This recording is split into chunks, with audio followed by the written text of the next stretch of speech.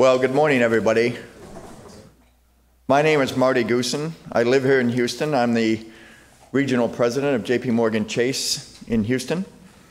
In 1978, my wife Kathy and I moved to Hong Kong on a 3-year assignment. Smart. Yeah. That was with Citibank at that time, and 28 years later, in 2006, we moved back to the United States, and luckily arrived here in Houston. So 28 years of adventure and fun, 16 of which were in Hong Kong. We started a family, we grew a family, and Asia is very much in our blood. And so I'm very proud to be here today to introduce our panel for this very interesting discussion. What was interesting, and I didn't even realize it while we were in Hong Kong, there were parallel activities going on to build the Hong Kong Asia Society Center, and a similar effort going on here to build the Houston, Texas Center for the Asia Society. And it's just really something. It took them both a very long time to get that done, and each other tried to explain that to us. But it's wonderful that we're here today. My wife and I were proud to be in Hong Kong last month or in February to see the opening of that wonderful facility, and of course we're all very proud. And as a fiduciary board member here in Houston, I'm very proud to be part of this. Although I had very little to do with it, the people that are here this morning who did deserve immense credit. But it's fitting that we're going to discuss this morning Houston as an Asia-Pacific city, because in fact, my linkages between the two cities, Hong Kong and Houston, are very real. And coming here, one of the reasons I got involved in the Asia Society was because this is increasingly an Asia city, and I'm very proud of that. We have some very special people on our panel this morning. I'm going to introduce them very quickly, particularly for the out-of-towners. I think it's important that we get proper introductions here. The speaker, who's going to give a presentation, which I've heard, and many of us from Houston have heard many times, but every time it's more thrilling than the last, is Dr. Stephen Kleinberg, who is the co-director of the Kinder Institute of Urban Research at Rice University. And if you've ever had one of those things that said, oh, I wish I'd thought of that, what you wish you'd thought of was in 1982, Dr. Kleinberg starting a survey of the Houston community that has now lasted 30 years. And they will release next week, I guess, their 30th year research results. And we'll all be waiting for those results. But I've heard his presentation many times, and it provides an invaluable understanding of the history and the presence of our city, which gives us wonderful ways to look at the future of our city. And I think you'll all agree that when Dr. Kleinberg finishes his presentation, it'll be something that you wish every city in the country is doing, because it's invaluable for us as a community. And I think Dr. Kleinberg will prove that to us all. Dr. Kleinberg is a graduate of Haverford College. He's a Yankee like I am, but got here as fast as he could, and has a PhD in social psychology from Harvard University. So well qualified indeed. We also have a very important member of our community, Dr. Renu Khator, who is the Chancellor of the University of Houston system. University of Houston has 40,000 students. It's an incredible organization that has been a vibrant part of our city. And I can tell you that Dr. Khator has done something more transformational than you can imagine in bringing this school to the center of what we're doing here in education. Right alongside of Rice, we have two absolute leading educational institutions in our city. It's the third largest university in Texas. We have very big schools down here in the South, and so 40,000 students is no small organization. Of course, she went to Purdue University after leaving India, and has many awards. I wouldn't even want to go through the list, but she serves on many civic boards here, including the Greater Houston Partnership and others in our Houston community, and has been very active. Having arrived, it's taken up the job in January 2008, isn't that right? So just in 6 years, your presence is very 4 much. years. 4 years, excuse me, 6 years. 6 years is me, 4 years is you. Congratulations. Unfortunately, Ed Emmett, our Houston County Judge, is not going to be able to join us. He was called away. So let me move to Jack Wadsworth. I competed with Jack for many years when he was running Morgan Stanley in Asia, and I was with Citibank and then J.P. Morgan. And it was a relentless battle, and he won it every time. Very, very successful.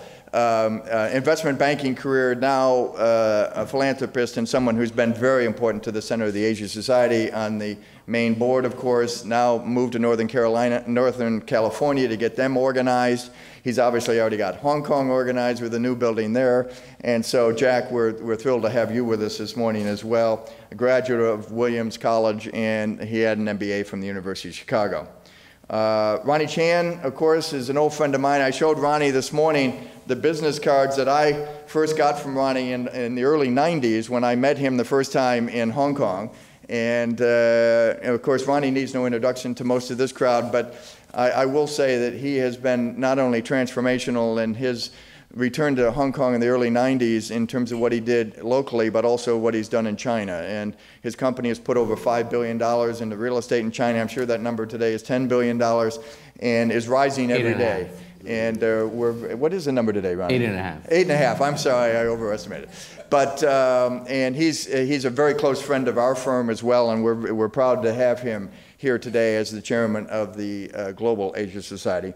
And then finally, I don't need to introduce Charles Foster. I think it doesn't take any time other than to say this guy is everything we need in terms of our international city in Houston. He is a Thai Consul General, Honorary Consul General. He's the head of our Asia Society, has been for many years. They made a movie about Charles Foster. I think you all know that, Mao's Last Answer. How many here have had a movie made about them? They did not choose to pick him because they didn't know how to make him look 18 again. But he's not far from it, and certainly very important to all we do, people who think about things that are important in Asia. So that's our panel. We're going to start with Dr. Kleinberg with his presentation, and again, we thank you all for joining us.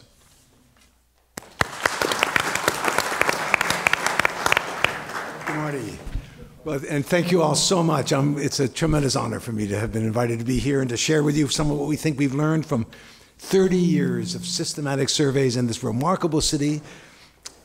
Back in 1982, I was a very young man, and I did a one-time survey. Houston was booming because of the oil boom. This was a biracial southern city riding the oil boom to continued success.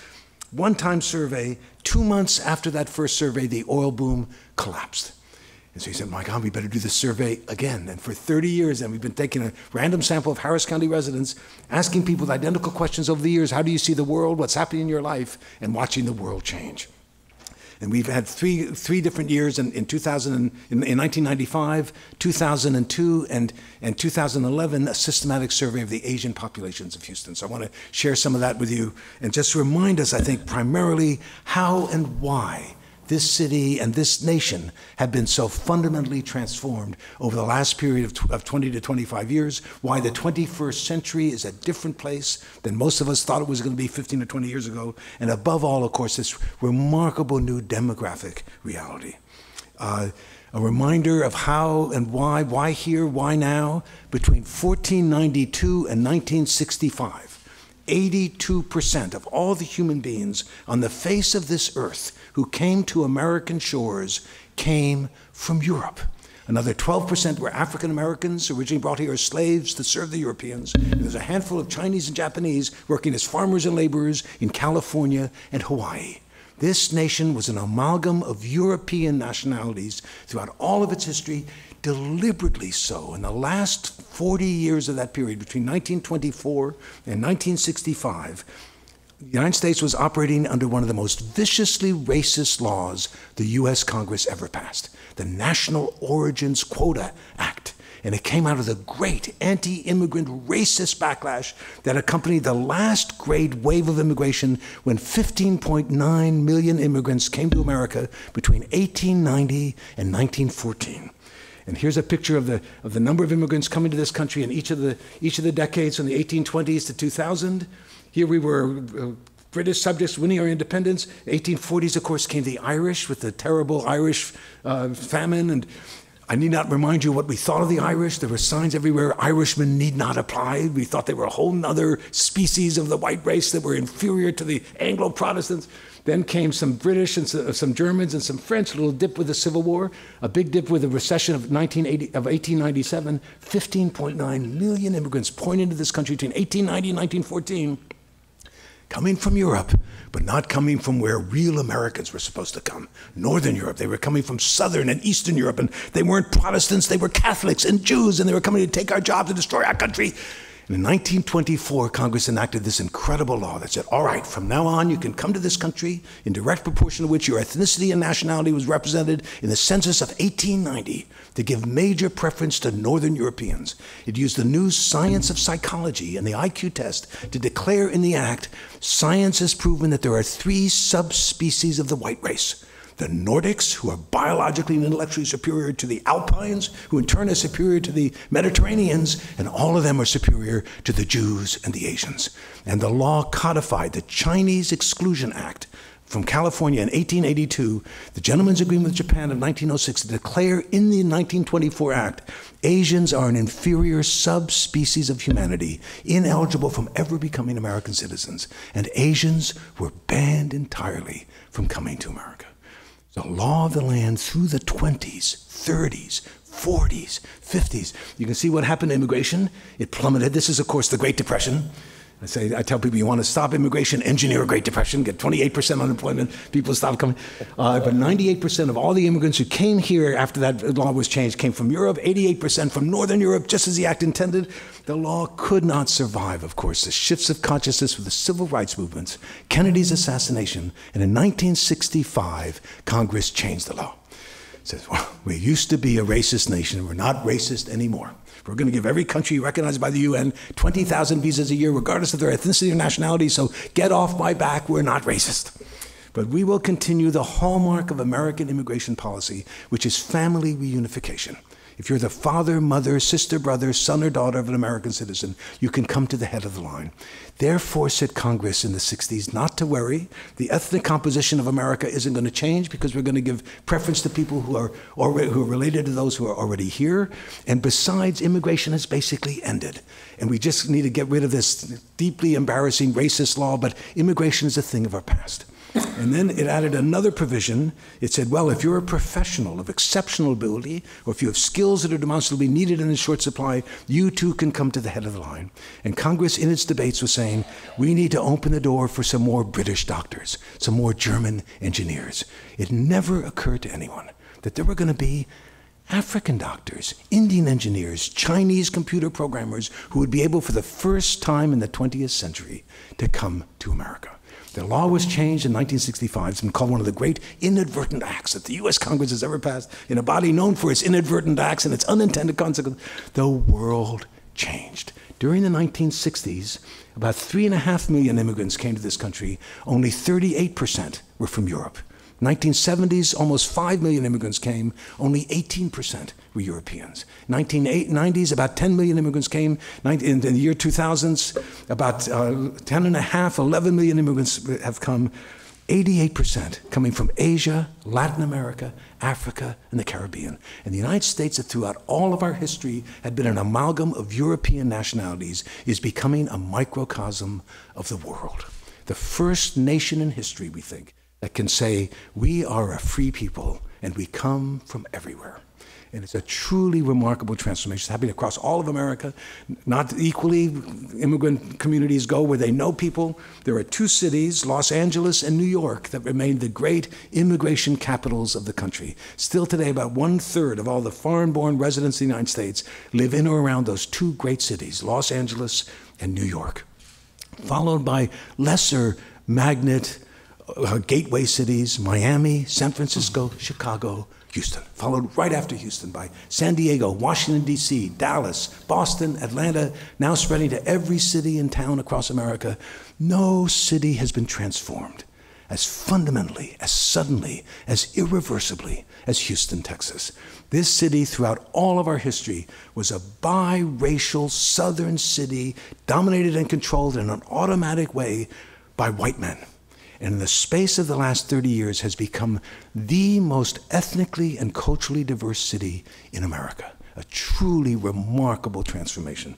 Here is the census figures for Harris County in each of the last 5 to 6 decades. Here was that biracial world. In 1960, Harris County had 1.2 million people. 74% of us were Anglos, 20% African Americans, just 6% Hispanics, less than 1/2 of 1% were Asians. During the oil boom years, it was Anglos pouring into Houston because this is where the jobs were. And by 1980, Houston had become the fourth largest city in America, still an overwhelmingly Anglo city, 63% Anglo, 20% African American, now 16% Hispanic, 2% Asian. The Anglo population during the height of the oil boom grew by 27%. Then came the oil bust. And between 1980 and 1990, the Anglo population grew by 1%. Between 1990 and 2000, the Anglo population of Harris County dropped by 6.3%. It dropped again by 5.2% between 2000 and 2010. Meanwhile, the African American population grew by 22%, the Latino population by 74%, the Asian population by 76%, and again by another 45%. And by the year 2010, 8% of us are Asians, 41% Latinos, 18% African Americans, 33% Anglos. Truly remarkable change. I tell people you've got to be gentle with Anglos. This is a very big change, a very short amount of time. In 1980, Harris County was 63% Anglo. Today it is less than 33% Anglo. And several quick things to point to. One is, had Houston not been one of the great magnets for the new immigration of the last 30 years, this city would have lost population. Houston would have had the same fate as other major American cities across the country that are beginning to lose their status as major cities. Philadelphia, Pittsburgh, St. Louis, Baltimore, Cleveland, Cincinnati, Buffalo. Instead, Houston is one of the most vibrant, rapidly growing cities in America with a tremendous entrepreneurial economy, purely because of the tremendous entrepreneurial commitments and energy and vitality and ambition and optimism of immigrants pouring into this city from Asia, Latin America, Africa, and the Caribbean. No city has benefited more from immigration than Houston, Texas. And it's ironic to see in our surveys some of the anti-immigrant feelings that are here as they are elsewhere in the country when you think how radically different the story of Houston would have been had it not been one of the great magnets for the new immigration. And the other key point to make is that Houston is indeed the most ethnically diverse city in this country. We've surpassed New York in the most even distribution among the four great communities of America. There are very few Asians in Miami. There are very few Hispanics in San Francisco. There are very few African Americans in Los Angeles. This is where the four communities meet in greater balance, greater equality, all of us minorities, all of us called on to build something new under the sun, a truly successful, inclusive, equitable, multi-ethnic society that will be Houston and Texas and America in the 21st century. Houston is about 4 years ahead of Texas. In August of 2004, the census announced Texas has now joined California as the two largest states in the union, both of which are now majority-minority states. And Houston is about 30 years ahead of the United States. The census says that by 2040 to 2045, the entire population of the United States will be majority-minority. By 2045, this nation that throughout all of our history had been an amalgam of European nationalities, by 2045, the majority of Americans will trace their ancestry to somewhere else on this planet than to Europe. And so one of the things I tell people is, whoa, the American future is here in Houston now.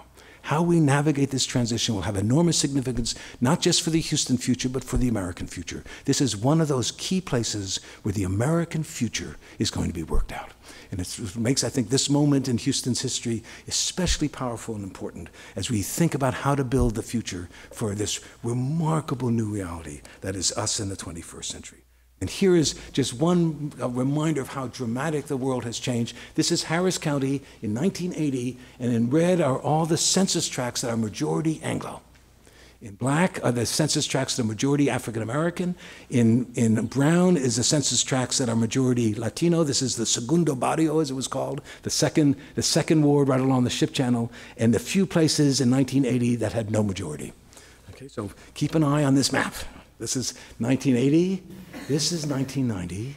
You can see a beginning spread of the Latinos and more counties with less, with no majority, and the absolute stability of this hyper-segregation that continues of African Americans in this city.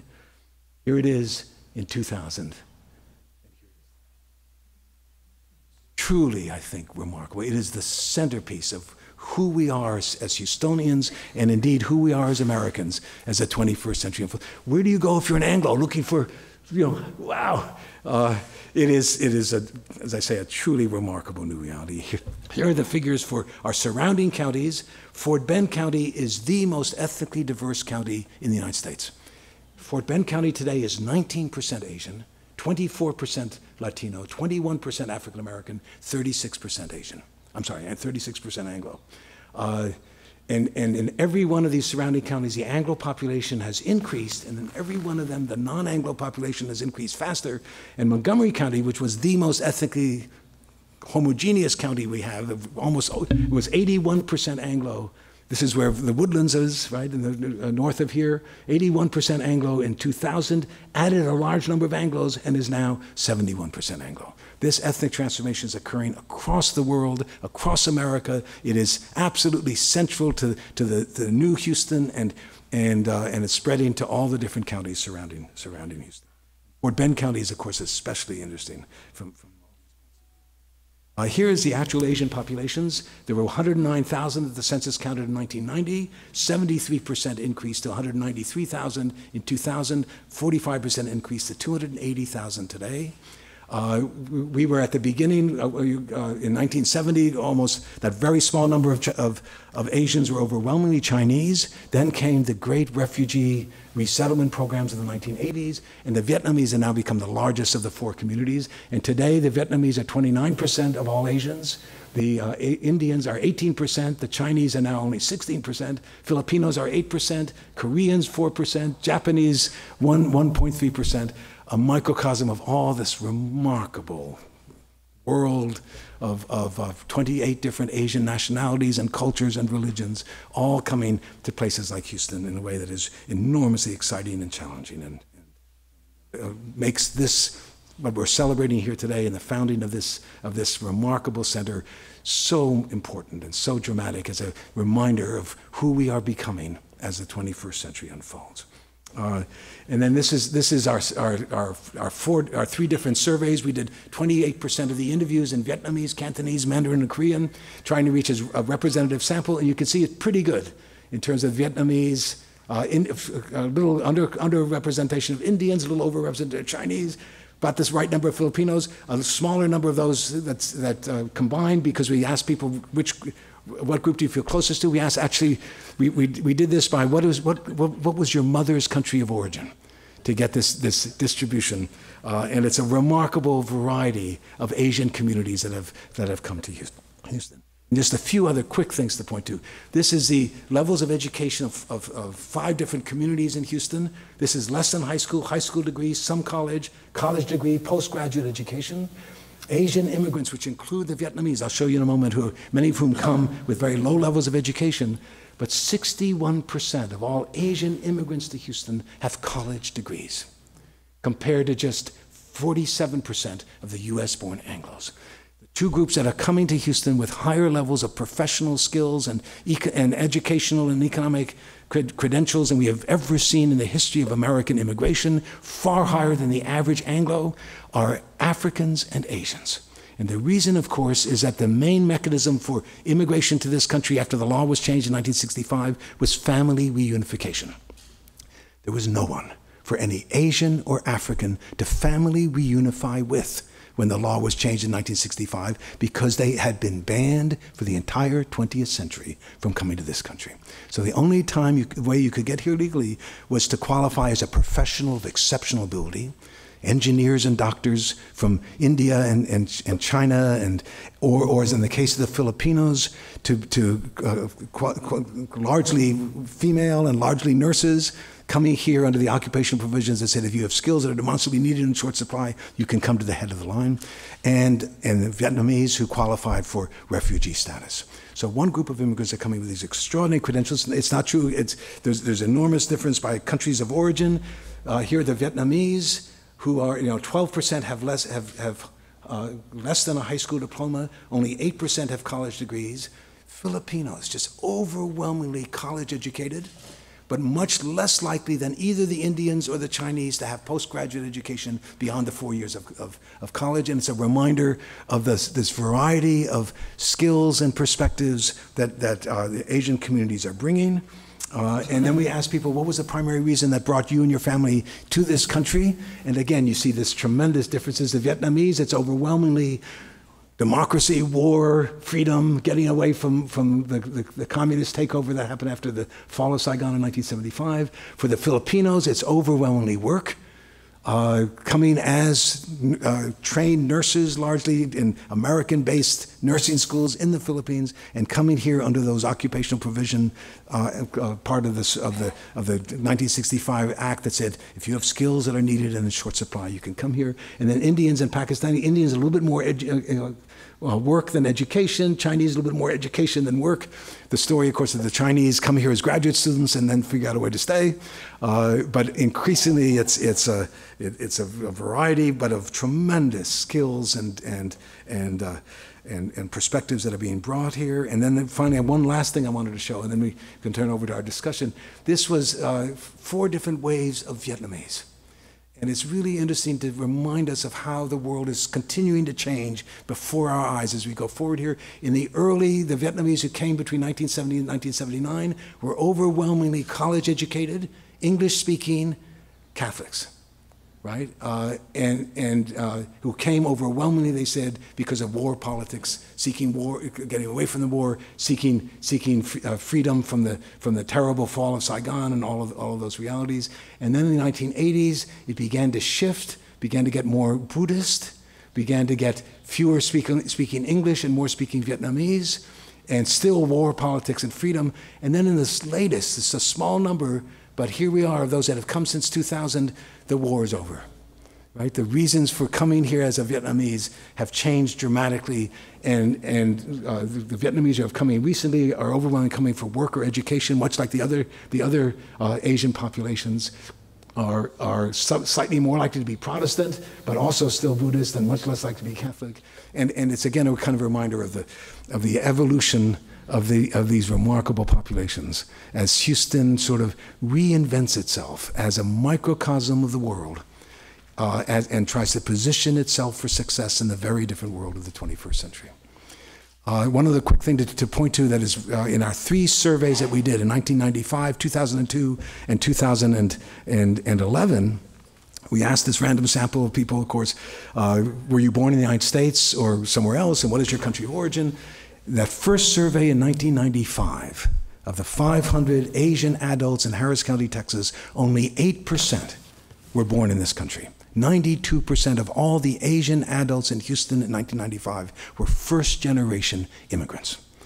By 2002, it was now 15% who were born in this country, and then we were watching that rise of that second generation, and today it's 30%. Of all the Asian adults in Harris County, Texas today, 30% are US-born Asians, the rise of that extraordinary second generation that will, I think, unmistakably transform Houston and provide extraordinary resources and support and credentials and imagination and initiatives and investments in the future that will be this extraordinary city as the 21st century unfolds.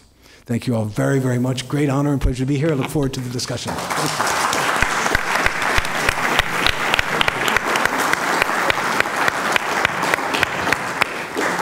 As Marty says, I think anyone that hears Dr. Kleinberg is impressed. Steve and I get to do some of these programs together, and I always tell him, let me go first. I don't want to follow you, Steve. So he's very good. Just a couple of quick observations.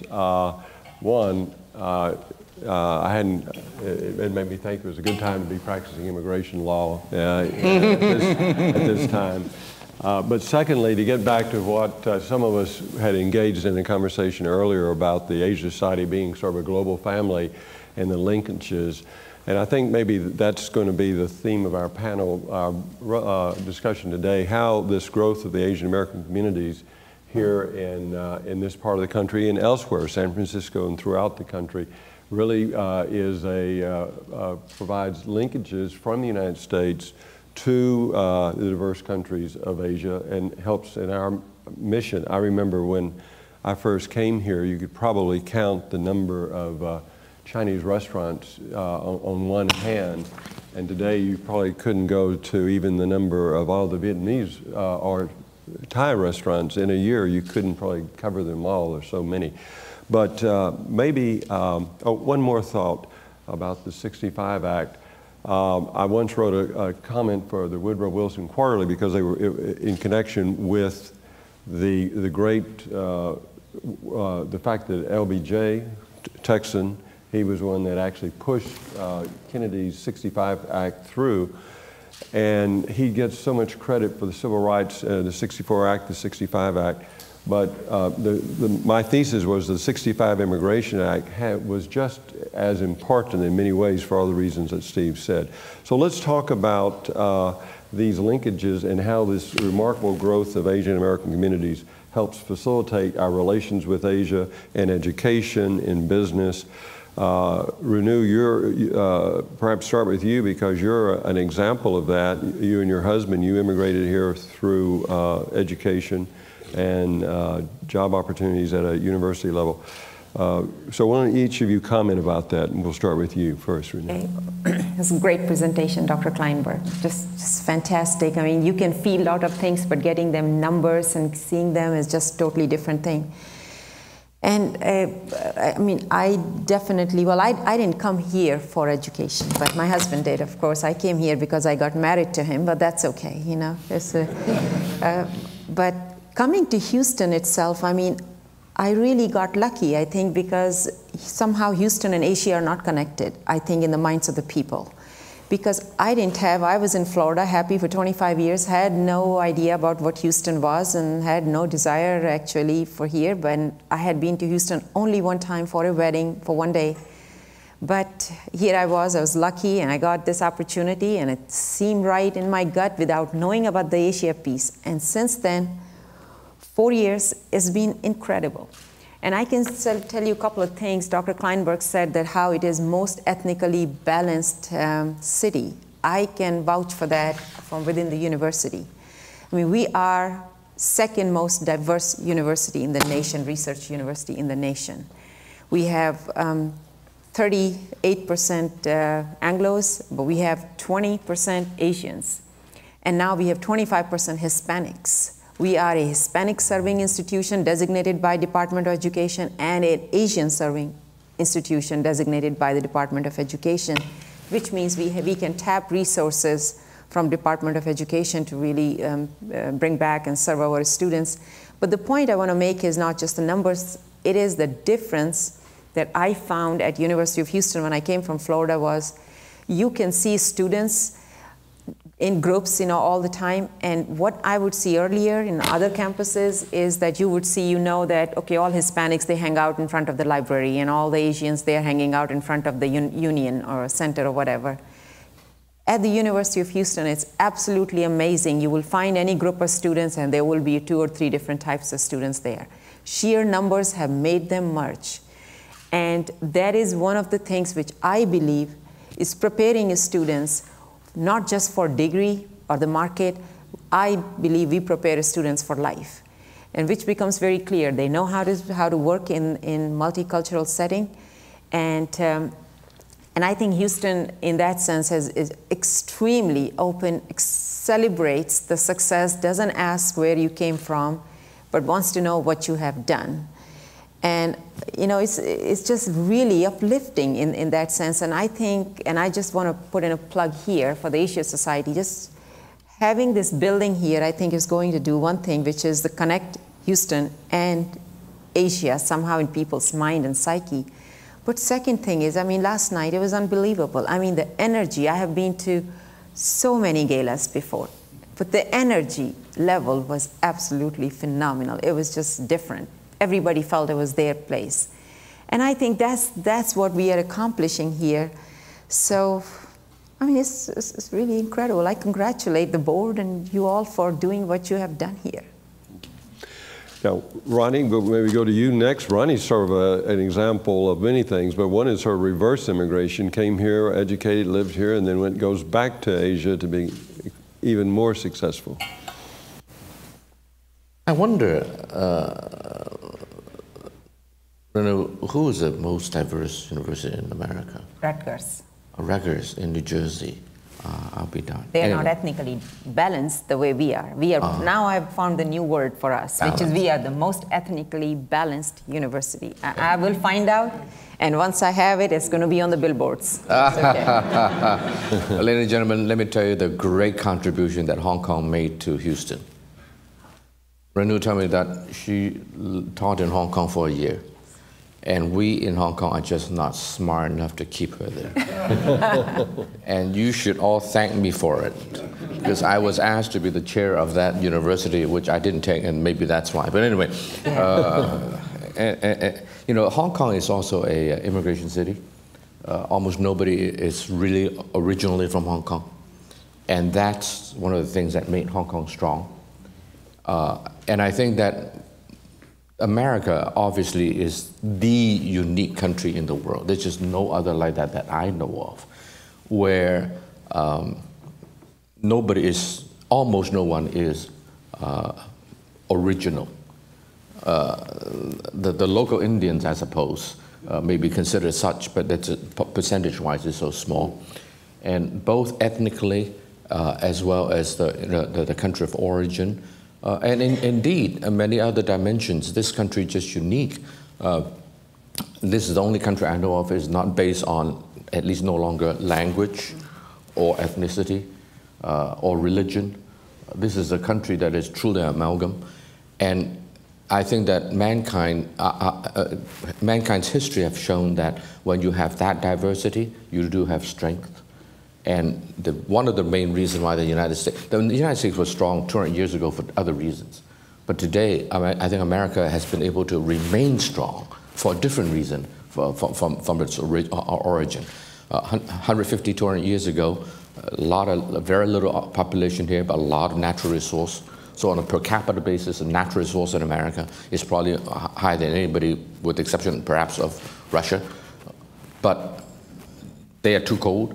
And so historically, this country has been strong for one reason. But I think that very few countries that I know of can transit itself from one factor of success to not two, but added to it a second factor of success, and that is that of immigration. So if that is correct, and I think most people would say it is, then I must say that I have to reassess Houston.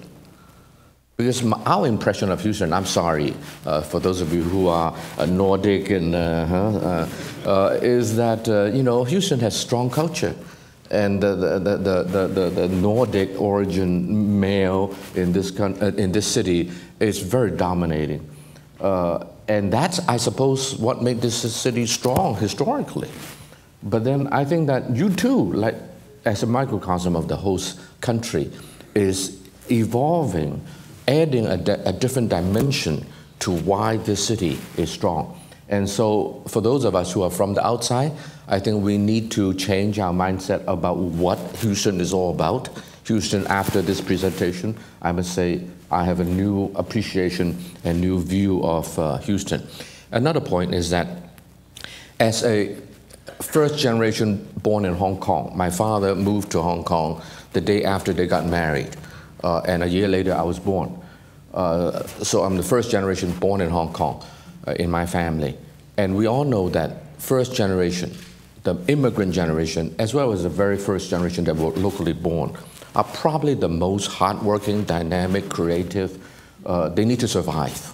They're the newcomers. And again, judging, Steve, from your presentation, obviously Houston has a long way to go in terms of their dynamism, because so many of your people are first generation immigrants. And I must say that I'm really surprised, pleasantly surprised in my last two visits to Houston within the last 10 months, that there's so many, for example, Indian Americans, Asian Indian Americans on your board, on the advisory council. I mean, that's something new to me. This is marvelous. And I asked them, you know, did your parents come or did you come? They came. And so I think that the fact that you are a new immigrant city also will ensure that this city's economic and other social vibrancy will continue for many years to come. then my final point is following. As Charles says, I came to this country as a freshman, 1967, and I must say that, on my mind at least, maybe I'm wrong, we understand the country of origin perhaps better than anyone. Charles, you marry a wonderful Asian. You're a really lucky son of a gun. And smart too for that reason, if nothing else. Thank you. You know, Lily's understanding of Asia, of China, will forever be better than Charles. And so the immigrants is really a very good natural link to the country of origin. And that's what Asian society is all about. Asian society is to be the link between the two. And then you have naturalized Asian Indians, Chinese, Vietnamese, Japanese, whatever, Filipino, whatever it is. I think that we really can serve a very unique function in this country. I do believe that in the years and decades to come, this group of individuals can be a very positive force for putting the Trans-Pacific linkage together. And so I'm happy to say that Houston is very diverse in this way. I think that you can, together with Los Angeles, San Francisco, New York, really play a critical role in really linking the two sides of the Pacific. Good. Well, Jack, let's hear your comments. And Jack, you've seen it from both sides, having lived in Hong Kong and from a business point of view as well. Well, Charles, I have to start by saying that Susie and I emigrated from Kentucky, which is probably the least diverse state in the Union. Where is that? I don't know where it would show in your data, but in that sense, it's still pretty far behind. We went to Chicago for school. We went to New York, eventually to Tokyo, and then Hong Kong, and then back to San Francisco. I'd like to take a slightly different tact. One of the things that has become a real curiosity for me, particularly in the last 20 years, is the characteristics that make, if you will, a city competitive. It certainly has a lot to do with diversity. We think about San Francisco as one of those unique places in America, which combining the city of San Francisco, which I think is defined by a cosmopolitan characteristic full of culture and great academic institutions, with the Silicon Valley, which is the hotbed of some of the most creative enterprises in the world. And I've asked myself often, what is the magic in the sauce that creates that kind of vibrant environment that creates I think what we talk about, you know, in terms of competitiveness is,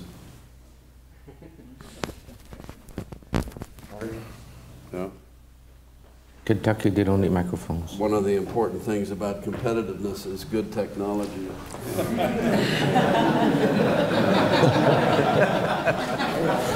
Now you're my equal. But I think the outcome is that magic of creativity, innovation, and risk-taking, which creates the competitiveness that defines these great cities. And I really sense that Houston has that. I was particularly struck in a discussion a few years ago at Williams College, which is a place, like all great academic institutions, that thinks a lot about diversity. And Williams, I would say, is way down the spectrum from the University of Houston, from probably Rice, from any of the schools in the West, in the sense that it's literally now 8% students with international backgrounds, true international backgrounds. It's 50% scholarship, which means it's got a lot of diversity in terms of socioeconomic backgrounds and so on. But this discussion that that I'd like to share with you was a discussion about diversity in the sense that it has three characteristics. One is data, and we just saw a hugely important presentation on the richness of data. The second feature is inclusion as a concept. In other words, you have a room full of people with different backgrounds. If they all stand in their own little groups and don't include others in the conversation, you have absolutely no benefit from this exciting idea of diversity. And the third notion is engagement. And it's the engagement part of the diversity that really produces the creativity, the innovation, the risk-taking, and the kind of great ideas that come from people who have different backgrounds. And it's the challenge of universities, of cities, of people to move through those three categories and get to the notion of engagement. I see it in places like UCSF in the laboratories and bioscience, where I spend a lot of time, and there are people of every background you can possibly imagine in that laboratory. But they are thrown into a situation where, because they're engaged in solving complex problems, as Dr. Khator said, they don't notice where they're from. They bring different perspectives, they bring different ideas, but it's that notion of engagement that brings the excitement, that produces the competitiveness, that creates the great outcome. And I guess I would conclude by saying that the Asia Society, I think, has a very pivotal role to play in moving society along that spectrum and getting to the point where, in a place like Houston, in a place like San Francisco, in a place like Hong Kong, you really get the engagement that produces the creativity and innovation that makes great cities really competitive. You know, from a Houston perspective, I mean, I was looking at our panelists that other than Steve and I guess we're the Houstonians. We both view ourselves as a great international city, but we're keenly aware also, just as you said, Ronnie, I think you referred to, that people come here and they're always surprised that we're as diverse, and a lot of people really don't have any sense of what Houston's all about. Although we have, if time permitted, we have really significant educational and business linkages that are not fully appreciated. But getting back to your comment, Ronnie, that Lily or any Asian, someone born in Asia is instinctively going to know more about that, and we all agree that being this great immigrant change has brought about has been an opportunity. How do the three of you see the fact that the role that Asian Americans can play in developing greater linkages, particularly in the business world and educational world? So if you could each expand upon that a little bit. Renu? I think that's a very important question. I think a lot of it is happening. If we were to take a true stock of things that are happening, the linkages that are there, we will be astonished. I mean, what's already happening, especially because if you think about Houston, then we're looking at being the energy capital of the world. You know, look at the Texas Medical Center with there, and then of course Port, where we have so much of going on, and NASA, and you put all of this together, and you realize the businesses and educational institutions are doing a lot together. But having said that, I think we haven't exploited the linkages or relationships that are possible here either. So I'm serving on Prime Minister Manmohan Singh's global board, and there are 22 members, all are non-resident Indians, and it's a worldwide board. Every time we sit down there, and they're planning how they're going to meet their educational need. And I come back here, And the discussion of that nature, okay, so what's going to be the next strategy or next move for Houston to get into India? And from business point of view, we have some of it that we do. I don't think we are doing quite as a focused way and taking advantage of the things that may already be there. But in 4 years, I know how many additional relationships that we have forged in India. And I can also say it always helps with Houston, because when my appointment was made, because I'm the first Indian born to head a research university in this country, male or female, by the way, it was a big deal for India. So they had their on national screen, they put a scroll there, whole day the scroll kept on going. And then the Hindi-speaking news channels took from there. So English-speaking news channel always called Houston. But the Hindi-speaking news channels, they all said Houston.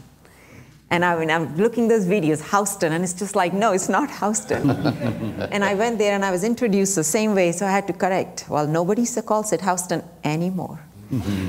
And I think each one's story and each one's context back home do help a lot. And we have been able to now figure out some energy-related partnerships.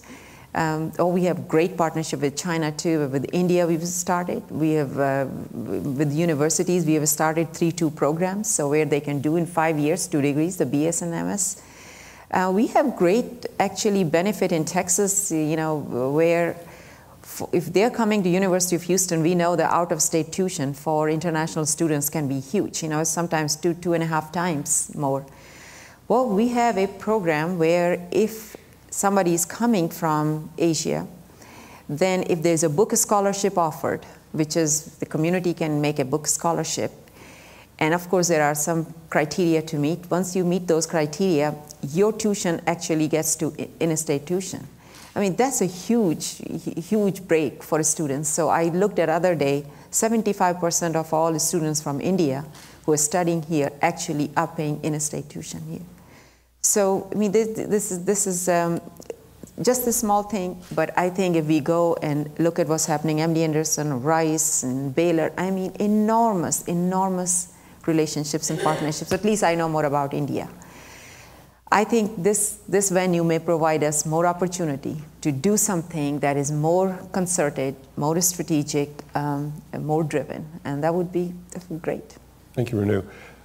Before we get to Ronnie, I have to make one comment about the Houston. And first of all, I think Wiping Sun has sort of brought some of that same connections working with the president of Rice University with China as you have with India, but of course not limited to that. But just one little minor plug about Houston versus Houston. We've had another equally important Houstonian like Renu, and that's, of course, Yao Ming, who, in one game, statistically speaking, there were more people often watching and they would pronounce this, the Houston, they learned the word Houston Rockets in China.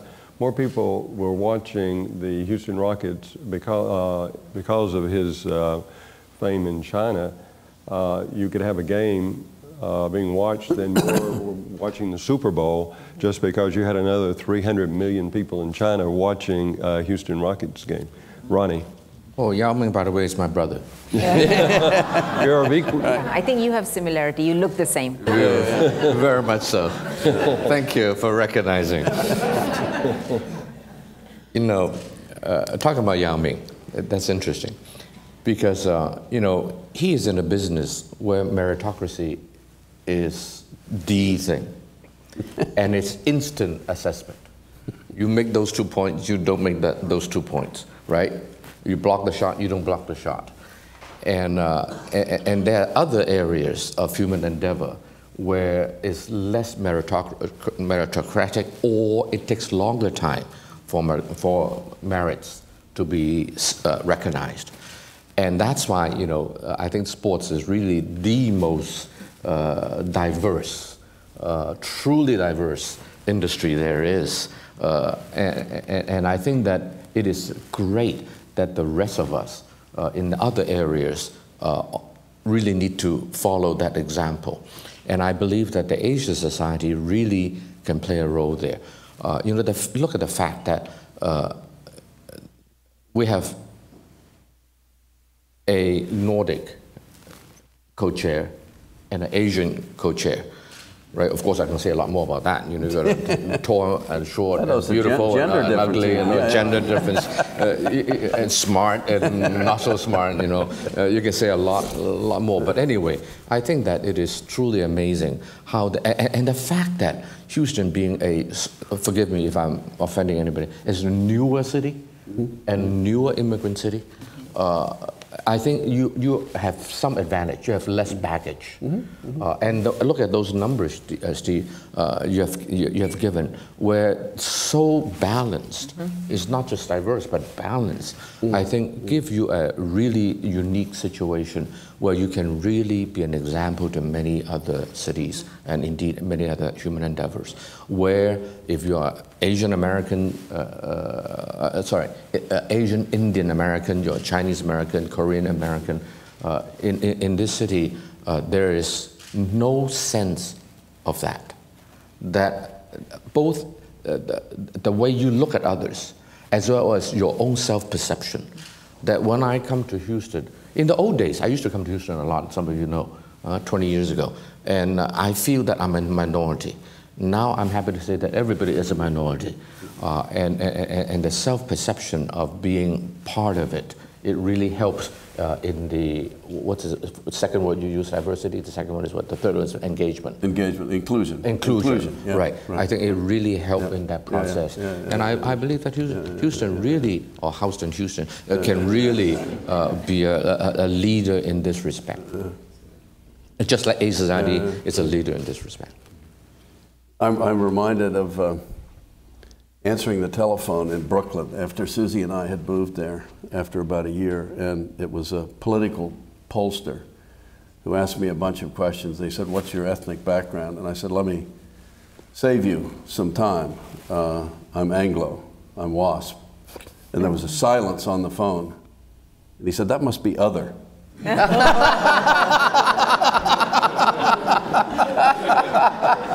So Brooklyn was way ahead.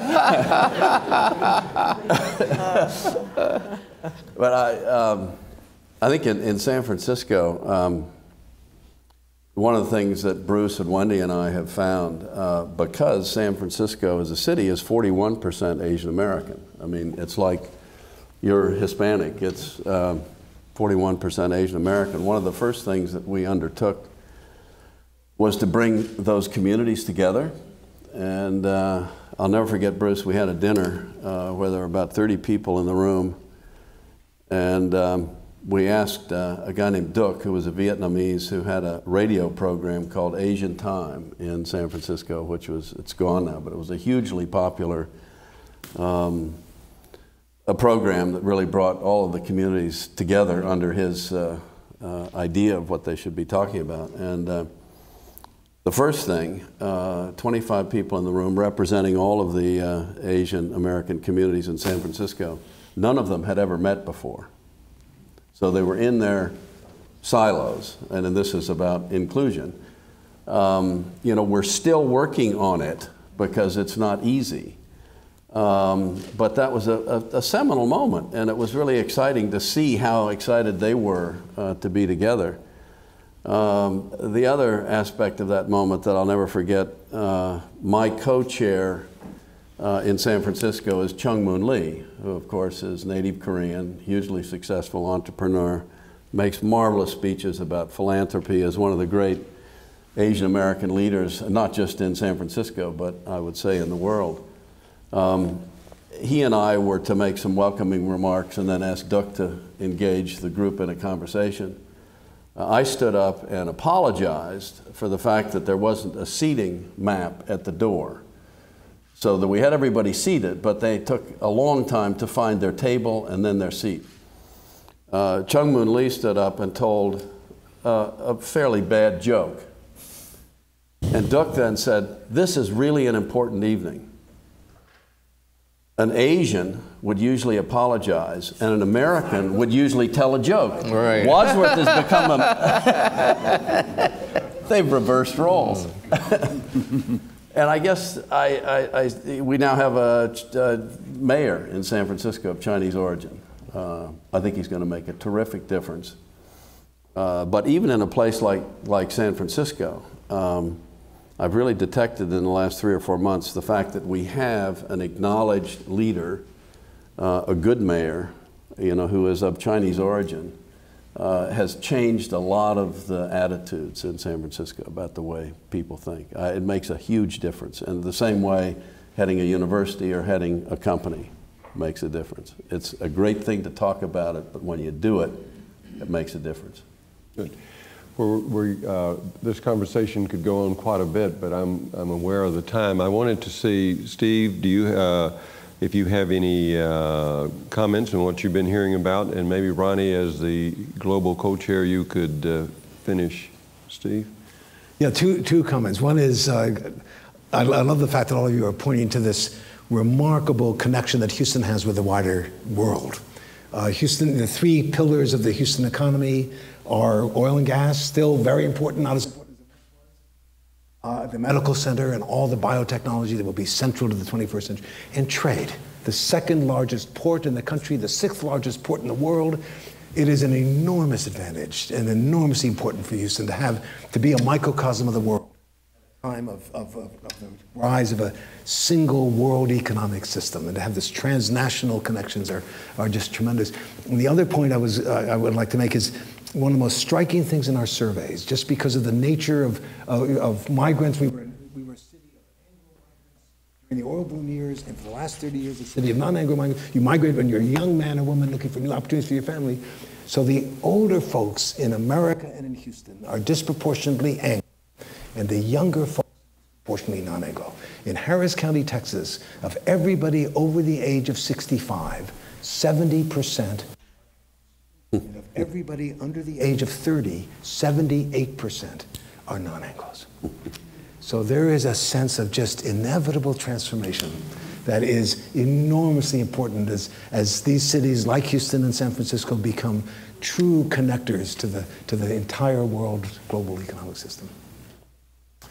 Steve, Ronnie, final word? Just very quickly. I'm supposed to, the way Charles put it, I'm supposed to do something important, big, but let me go to a very micro detail point, and that is language. And like it or not, language is just a boon or a bane of society that depends on how you look at it. But it is just a necessity, it's a fact. And when I come to Houston, one of the things that I enjoy the most is listen to Charles Foster, Jim Baker's Texas accent. Sometimes I hardly understand it. But I think that, like it or not, language is going to be around. And we're not just dealing with Houston on an intra-city basis. We're really talking about Houston versus the rest of the world. In particular Asia, and hence I think the study of languages is still very, very critical. I just hope that Charles, Dr. Khator, you will train students who may speak Chinese or Korean with a Texas accent, but it's okay. We think we can understand them, and I just hope that, let's face it, there's still barriers. There's still a little bit of, we're all human. We're not perfect yet, even the Houstonians.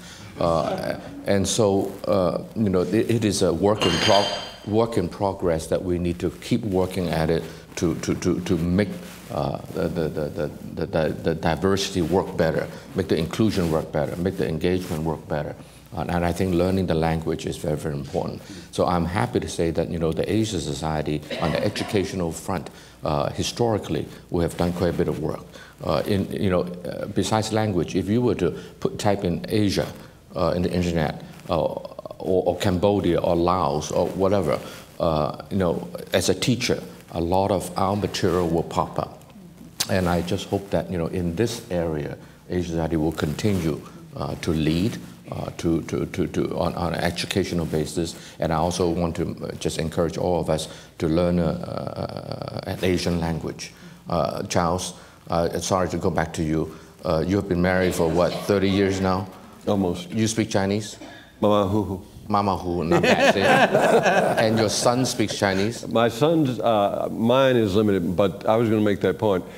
I think sometimes these biracial marriages help. So my sons grow up speaking perfect Mandarin, and they're going to be ambassadors in a different capacity. Great. I just hope that will continue. Yeah. Thank you.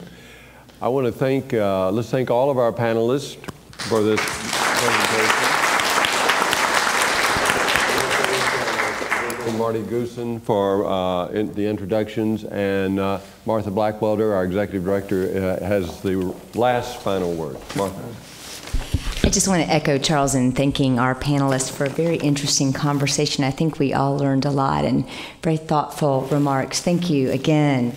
I did want to recognize Conica Phillips, who underwrote our conversation this morning. I also want to thank all of you who are here today, who may be leaving this afternoon, returning back to New York or to the West Coast. But if you're not leaving, we have a big event tonight, and of course our ribbon cutting tomorrow and our festival. And I know that our horseback riding adventure is going to start around 12:30. So those of you who are going to attend, I think we have more information on that event. But again, thank you all for joining us, and we're so happy to be here. Henrietta, yes? For anybody who wants to go horseback riding, we have some extra horses. Okay, so we're leaving. Perfect. So we're leaving here for the Zaza at 12:05 to commence with the horseback riding adventure. And we hope to see some of you with us this evening for Spotlight Asia. Thank you.